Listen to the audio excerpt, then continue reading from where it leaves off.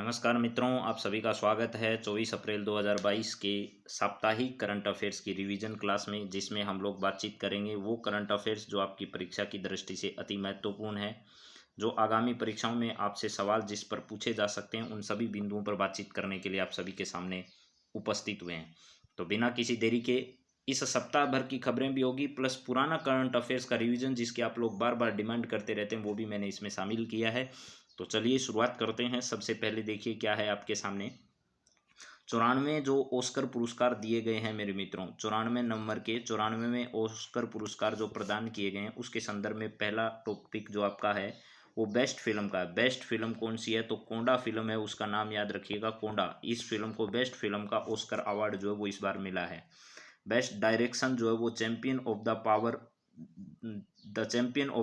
Of the dog, यानी the power of the dog जो है, यह इस फिल्म को कौन सा पुरस्कार दिया गया? बेस्ट डायरेक्शन चैंपियन का पुरस्कार मिला है। और कोंडा फिल्म, ध्यान रखना, इसको बेस्ट फिल्म का अवार्ड मिला है। बेस्ट एक्टर विल स्मिथ रहे। बेस्ट एक्ट्रेस जेसिका चेस्टन रही। सर्वाधिक अवार्ड के लिए 12 नॉमिनेशन जो है the power of the dog film को मिले, जबकि ड्विन को 10 नॉमिनेशन इस पूरे पुरस्कार के दौरान प्राप्त हुए। और इस बार जो है वो पेपर में यहाँ से सवाल निश्चित आएगा। इसका कारण यह है मेरे मित्रों कि यहाँ पर एक थप्पड़ की घटना घटित हो गई और आपने उस के बारे में सुना होगा कि किसने किसको थप्पड़ जड़ दिया इस फिल्म फेस्टिवल के अंतर्गत। तो इसमें कोंडा, the power of the dog, Will Smith और जेसिका चेस्टन, ये नाम याद कर लीजिएगा। आपकी परीक्षाओं में यहाँ से सवाल बनने की पूरी संभावना है। इसके बाद है बाफ्टा अवार्ड। ठीक है, बाफ्टा बाफ्टा अवार्ड क्या है मेरे मित्रों, ये जरा समझिएगा।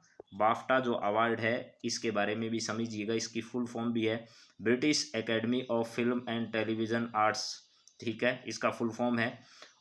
तो इसमें 2022 में सर्वश्रेष्ठ फिल्म का पुरस्कार the power of the dog को दिया गया। The power of the dog, the power of the dog जो है, द डॉग, इस फिल्म को क्या दिया गया? बाफ्टा में जो है वो best film the power of the dog है, जबकि कोंडा किस में है? तो ये ऑस्कर में बेस्ट फिल्म का पुरस्कार जो है वो कोंडा को दिया गया था। ये दोनों में अंतर है, याद रखिएगा। कन्फ्यूजन अगर हो गए तो परीक्षा में सवाल गलत करके आओगे।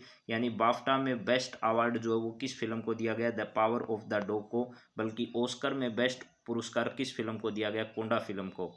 और याद रखिएगा, इस पुरस्कारों में ड्विन को सर्वाधिक जो है वो 5 पुरस्कार मिले। यानी बाफ्टा में सर्वाधिक पुरस्कार प्राप्त करने वाली जो फिल्म है वो कौन सी रही? तो ड्विन जो फिल्म है वो सर्वाधिक पुरस्कार प्राप्त करने वाली फिल्म रही। ऐसे ही इधर ऑस्कर में इस फिल्म को 6 पुरस्कार प्राप्त हुए थे। यानी ड्विन को इधर जो है ऑस्कर में तो 6 पुरस्कार और इधर बाफ्टा में इसे 5 पुरस्कार जो है वो इस फिल्म को प्राप्त हुए थे।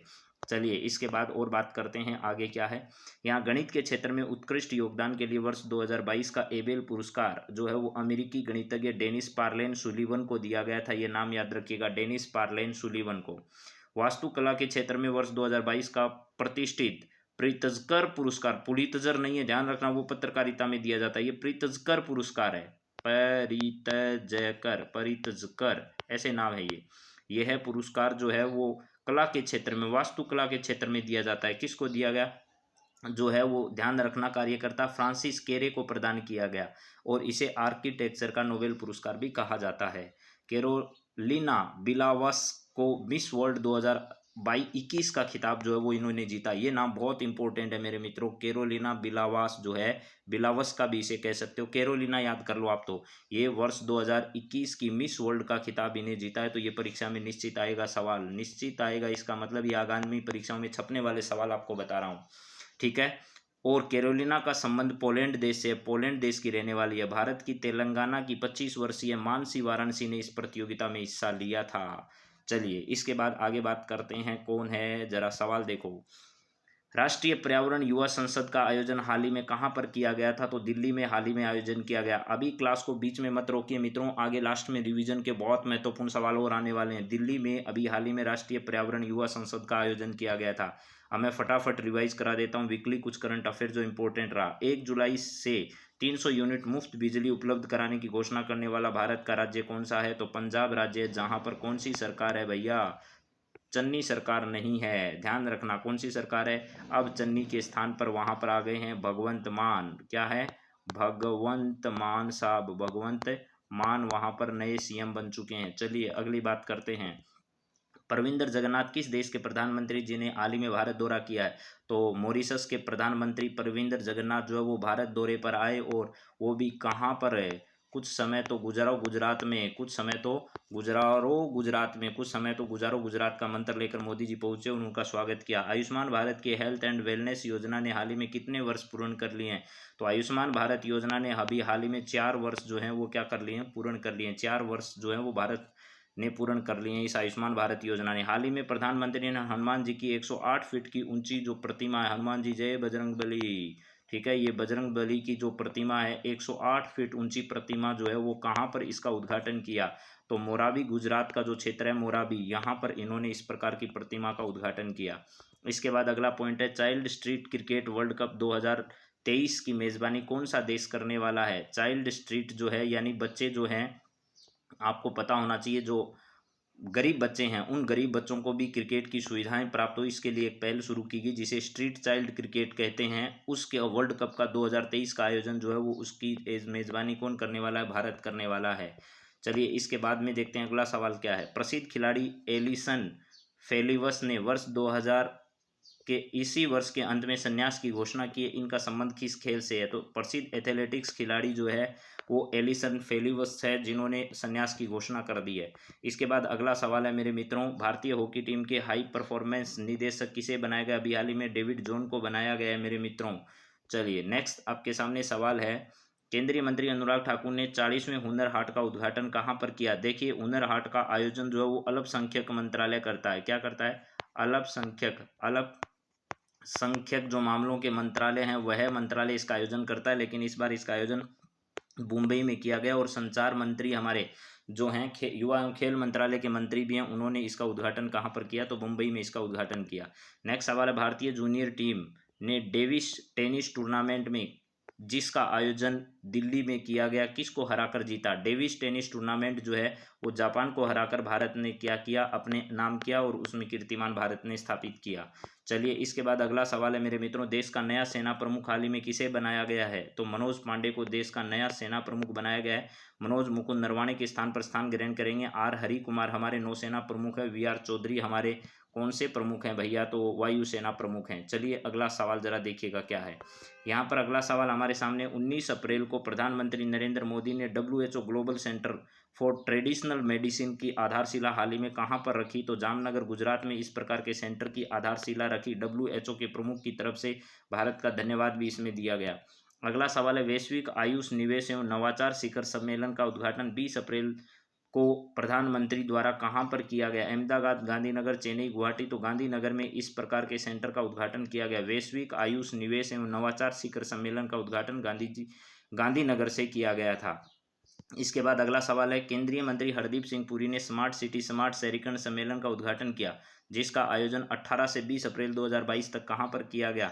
तो इसका आयोजन भी सूरत गुजरात में किया गया मेरे मित्रों। सूरत गुजरात में इसका आयोजन अभी हाल ही में किया, हरदीप सिंह पुरी ने इसका उद्घाटन किया। अगला सवाल आपके सामने है, 21 अप्रैल को शुरू हुए तेग बहादुर का कौन सा प्रकाश पर्व अभी हाल ही में मनाया गया? ये कहाँ पर मनाया गया? तो लाल किले में मनाया गया। लाल किला जो है यहाँ पर प्रकाश पर्व मनाया और खूब चर्चा में रहा। लाल किले में प्रकाश पर्व के अवसर पर आयोजन किया गया और मुगलों की जिस प्रकार औरंगजेब ने इनकी हत्या करवा दी थी उस पर प्रधानमंत्री ने तंज भी कसा। तो 400वां प्रकाश पर्व जो है वो अभी हाल ही में मनाया गया था। चलिए नेक्स्ट सवाल आपका क्या है जरा देखिए। राष्ट्रीय साइबर सुरक्षा घटना प्रतिक्रिया अभ्यास NCX इंडिया, NCX इंडिया, ये NCX इंडिया, ठीक है, NCX इंडिया नाम से इस प्रकार के एक साइबर सुरक्षा को लेकर एक सम्मेलन का आयोजन किया। इसका उद्घाटन किसने किया? तो हमारे NSA अजीत डोभाल जो हैं, NSA अजीत डोभाल के द्वारा इसका उद्घाटन किया गया। अगला सवाल जरा देखिए क्या है। देश का पहला इंटरनेशनल स्किल इंडिया सेंटर कहाँ पर बनाया गया है? पहला इंटरनेशनल स्किल इंडिया सेंटर जो है वो अभी हाल ही में कहाँ पर खोला गया है या कौन सी ऐसी जगह है जहाँ पर इसका उद्घाटन किया गया है? तो इसका सही जवाब मेरे मित्रों ओडिशा होगा। ओडिशा में इस प्रकार का जो सेंटर है वो खोला गया है, पहला सेंटर है ये वाला। चलिए अगला सवाल देखिए क्या है। यहाँ पर है आपके सामने कि विश्व धरोहर दिवस हाल ही में कब मनाया गया? तो विश्व धरोहर दिवस जो है वो 17 अप्रैल को या 13 अप्रैल को या 18 अप्रैल को कब मनाया गया? तो ये आपको मालूम होना चाहिए कि 18 अप्रैल को यह दिवस क्या किया जाता है, मनाया जाता है। 18 अप्रैल को यह दिवस मनाया जाता है। चलिए, यह अगला सवाल आपके सामने है। यहाँ पर सड़क परिवहन राजमार्ग मंत्रालय द्वारा हाल ही में शुरू की गई एक नई पहल।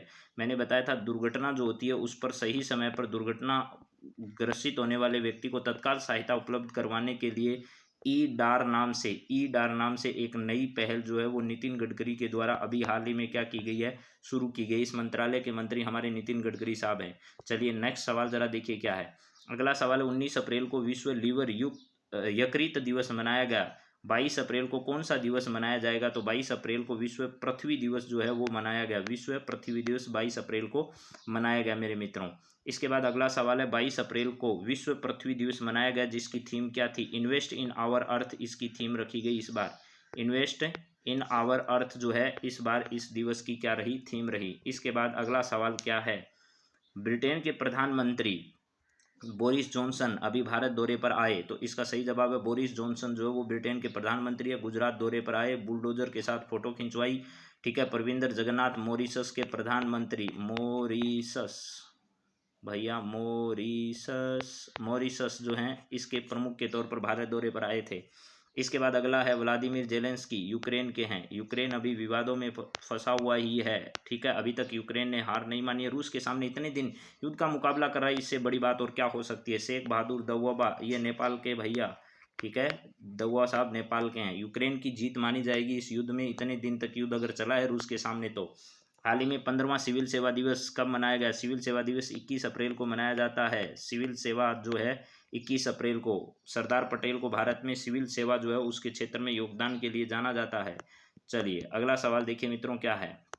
नेक्स्ट सवाल आपके सामने, हाल ही में ब्रिटेन का प्रधानमंत्री बोरिस जॉनसन साबरमती आश्रम की ओर से गांधी द्वारा लिखित पुस्तक उनको भेंट की गई, उस पुस्तक का नाम आपको बताना है। यानी वो पुस्तक प्रकाशित नहीं हो पाई थी, लेकिन अब उस पुस्तक को किसको प्रदान किया गया है, बोरिस जॉनसन को उस पुस्तक को दिया गया है। तो गाइड टू लंदन वो पुस्तक है, क्या है, गाइड टू लंदन यह पुस्तक जो है वो दी गई थी बोरिस जॉनसन को। चलिए नेक्स्ट सवाल देखते हैं क्या है।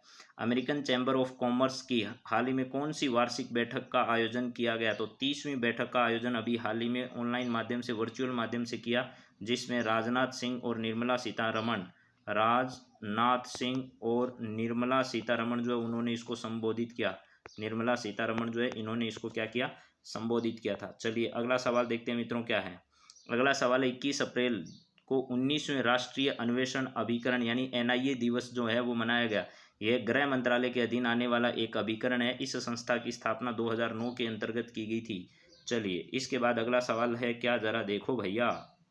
हाल ही में प्रधानमंत्री ने सिविल सेवा दिवस के अवसर पर किसको नवाचार राज्य के लिए पुरस्कृत किया, तो कृषि विभाग जो लद्दाख है उसको पुरस्कृत किया था। इसके अलावा चूरू जिले के जिला कलेक्टर जो है, राजस्थान से जरूर ध्यान रखिएगा मेरे मित्रों, चूरू के जिला कलेक्टर सिद्धार्थ सिंह को, चूरू कलेक्टर जो हैं कलेक्टर सिद्धार्थ, उनको क्या किया, सम्मानित किया। सिद्धार्थ को सम्मानित होने का अवसर प्राप्त हुआ। चलिए अगला सवाल देखिए क्या है। यहाँ पर है संयुक्त राष्ट्र विश्व रचनात्मक एवं नवाचार दिवस 21 अप्रैल को ही मनाया जाता है। नवाचार दिवस 21 अप्रैल को ही मनाया जाता है, सिविल सेवा डे के दिन ही।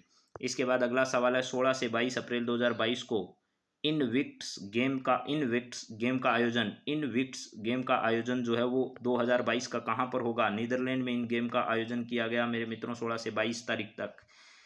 नेक्स्ट सवाल आपके सामने, Wisden cricket of the year में किस भारतीय खिलाड़ी को अभी हाल ही में चुना गया है। विजडन को बाइबिल ऑफ द क्रिकेट कहा जाता है। रोहित शर्मा और जसप्रीत बुमराह 5 खिलाड़ियों में इस बार भारत के 2 खिलाड़ियों को चुना गया है। इसका मतलब इसका आपका C ऑप्शन सही होगा। ये कुछ प्रश्नोत्तरी आपके सामने मैंने रखी है। रिवीजन की अगर बात करें तो हमारे सामने अगला सवाल है, woman transforming India awards 2021, NITI Aayog के महिला उद्यमिता मंच ने वुमन ट्रांसफॉर्मिंग इंडिया अवार्ड के 5वें संस्करण का आयोजन अभी मार्च 2022 में किया। इसके तहत सशक्त और समर्थ भारत प्रोग्राम के तहत 75 महिलाओं को पुरस्कृत किया गया और यह पुरस्कार किसके द्वारा दिए जाते हैं, नीति आयोग के द्वारा दिए जाते हैं। सुषमा स्वराज के नाम पर पुरस्कार की घोषणा जो है वो अभी हाल ही में मनोहर लाल खट्टर सरकार ने की है और इसके तहत जो है वो 5 लाख रुपए तक की राशि प्रदान की जाएगी। तो आपसे पूछा जाएगा किस राज्य सरकार ने सुषमा स्वराज के नाम पर महिलाओं को पुरस्कृत करने का फैसला किया है, तो हरियाणा सरकार ने किया है। इसके बाद अगला सवाल है मेरे मित्रों, केंद्रीय पर्यटन मंत्रालय के राज्य केंद्रीय पर्यटन मंत्रालय ने राज्य सरकार और केंद्र शासित प्रदेशों में प्रशासन में विभिन्न कार्यान्वयन एजेंसियों द्वारा किए जा रहे प्रयासों को महत्व प्रदान करने और स्वदेश में पर्यटन को बढ़ावा देने के लिए वर्ष 2014-15 में पर्यटन स्थानों की थीम आधारित एकीकृत विकास के लिए स्वदेश दर्शन योजना जो है वो शुरू की थी। 2014-15 में स्वदेश दर्शन योजना शुरू की थी और अभी हाल ही में स्वदेश दर्शन पर जो पर्यटन पुरस्कार है उनका वितरण इस मंत्रालय द्वारा किया गया था।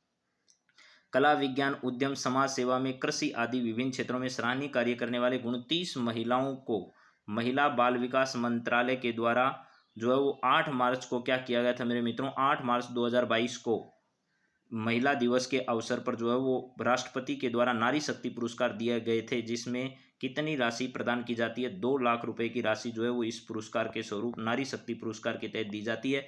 और राजस्थान से नारी शक्ति पुरस्कार प्राप्त करने वाली एक महिला जो है उसका नाम है बेगम। कौन सी बेगम है? बतूल, अतुल बेगम नहीं है, बतूल बेगम है। ये क्या है? बतूल बेगम नाम है इनका, बतूल बेगम।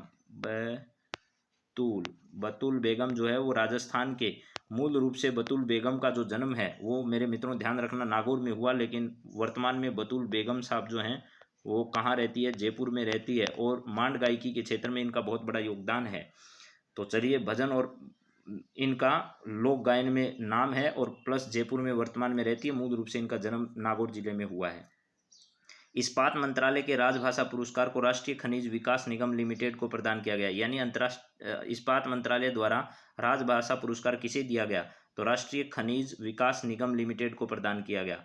और यह देश का सबसे बड़ा लौह अयस्क उत्पादक संयंत्र है और यह सार्वजनिक क्षेत्र का है। इसका मुख्यालय हैदराबाद यानी तेलंगाना में स्थित है। राष्ट्रीय खनिज विकास निगम लिमिटेड देश का सबसे बड़ा लौह उत्पादक है और सार्वजनिक क्षेत्र का है और इसका मुख्यालय हैदराबाद में। इसे राजभाषा पुरस्कार से सम्मानित किया गया। चलिए अगला पॉइंट देखिएगा क्या है मित्रों। स्विस ओपन बैडमिंटन 2022 प्रतियोगिता में भारत की पीवी सिंधु जो है उसने इसमें जीत दर्ज की। अंतर्राष्ट्रीय निशानेबाजी खेल महासंघ द्वारा ISSF विश्व कप 2022 जो है इसमें भारतीय टीम ने मिस्र के काहिरा में जब आयोजन इसका किया गया, कहाँ पर? मिस्र के काहिरा में इसका जब आयोजन किया गया तो इस आयोजन में भारतीय टीम ने कुल 7 पदक इसमें जीते और शीर्ष स्थान हासिल किया। क्या स्थान हासिल किया भैया? शीर्ष स्थान भारतीय टीम ने इसमें 7 पदक जीतकर हासिल किया। चलिए अगला पॉइंट क्या है जरा देखो। अगला पॉइंट है ऑस्ट्रेलिया महिला टेनिस खिलाड़ी एशले बार्टी जो उसने संन्यास की घोषणा की है, ये भी बात आपको पता है। झूलन गोस्वामी में अंतर्राष्ट्रीय क्रिकेट में 250 विकेट लेने का गौरव हासिल किया और भारत की ऐसी पहली महिला है। मिताली राज ने 6 विश्व कप खेलने वाली पहली महिला क्रिकेटर है। प्रियंका नूतनकी भारत की 23वीं ग्रैंड मास्टर बनी है। प्रियंका आंध्र प्रदेश के विजयवाड़ा की रहने वाली है। 31वें दक्षिणी पूर्वी एशियाई खेल की मेजबानी जो है वो 31वें खेल होंगे। इसकी वियतनाम मेजबानी करने वाला और वियतनाम के हनोई में इन खेलों का आयोजन किया जाएगा। वियतनाम के हनोई में इनका आयोजन किया जाएगा और इनका शुभंकर जो है वो साओला है। ध्यान रखना क्या है? साओला, साओला, साओला, ये इनका क्या है भैया? शुभंकर है। इस शुभंकर को जरूर ध्यान रखना। चलिए नेक्स्ट पॉइंट आपके सामने है।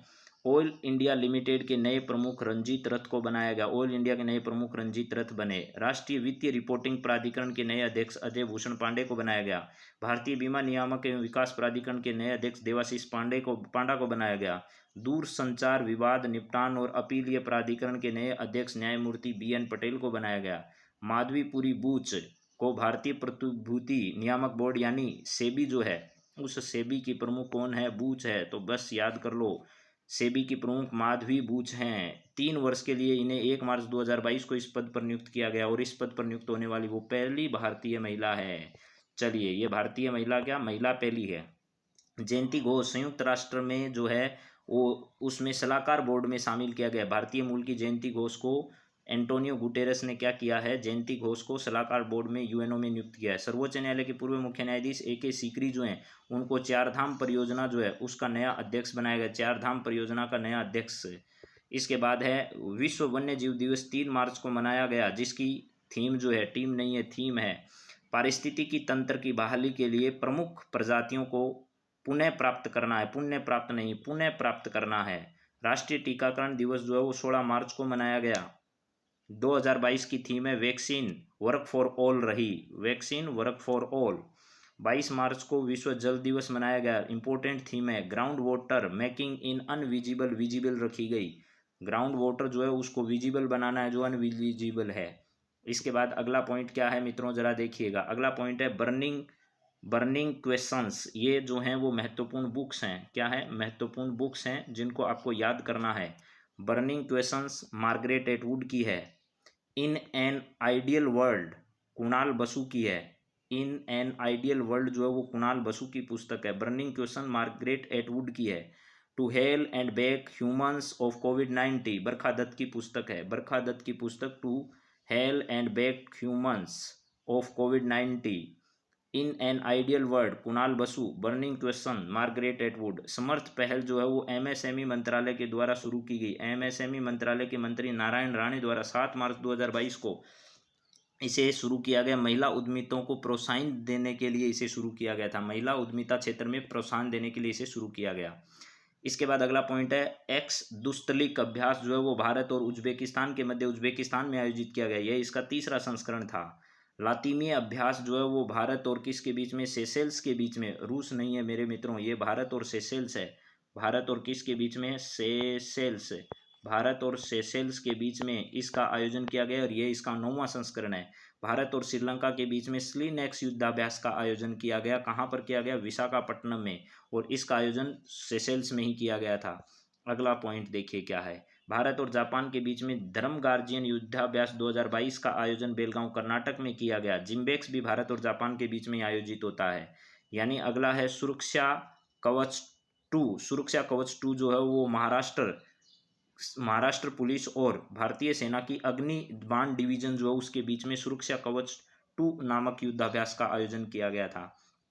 5 स्टार से भी ज़्यादा स्टार है, इसका मतलब पेपर में पक्का छपेगा। कोई भी शक्ति आ जाए इस सवाल को रोक नहीं सकती। आज की क्लास में कह रहा हूँ, जिस दिन पेपर देकर आओ उस दिन भी आप लोग चेक कर लेना मेरी बात को।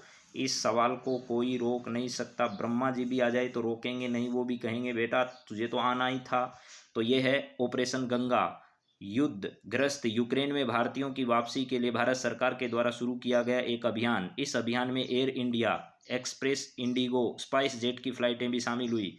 इस अभियान के तहत Romania, Hungary, Poland, Moldova, Slovakia आदि पड़ोसी देश जो यूक्रेन के उनमें फंसे भारतीयों को बाहर निकालने के लिए चलाया गया अभियान है।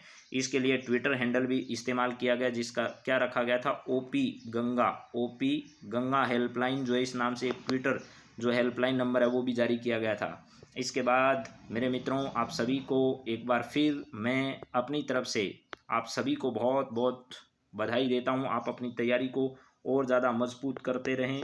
All the best. ठीक है, और आप अपनी तैयारी को मजबूत करने के साथ साथ खुद पर भरोसा बढ़ा दीजिए, तभी आपकी जीत होगी। खुद पर भरोसा नहीं तो खुदा पर चाहे भले ही कर लो, आपको सफलता नहीं मिलेगी। ये कड़वा सच है। मेहनत बढ़ा दो, खुद पर भरोसा बढ़ा दो, सफलता आपके नज़दीक है। कोई रोक नहीं सकता, कोई छीन नहीं सकता, कोई आपको उससे दूर नहीं कर सकता। बस सफलता से मोहब्बत करो और आगे बढ़ते जाओ। जय हिंद, जय भारत।